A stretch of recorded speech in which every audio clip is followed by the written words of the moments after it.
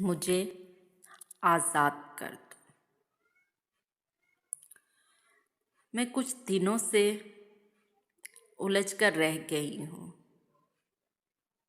تیری ذات میں۔ تیری یادوں کے نقوش میرے ذہن سے مٹتے ہی نہیں ہیں۔ مجھے یوں لگتا ہے کہ میں بکھر جاؤں گی،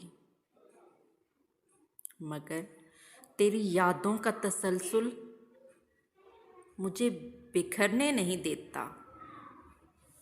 جو کبھی سمٹنا چاہوں تو جانا یہ سمٹنے نہیں دیتا مجھ کو۔ میں آزاد ہونا چاہتی ہوں،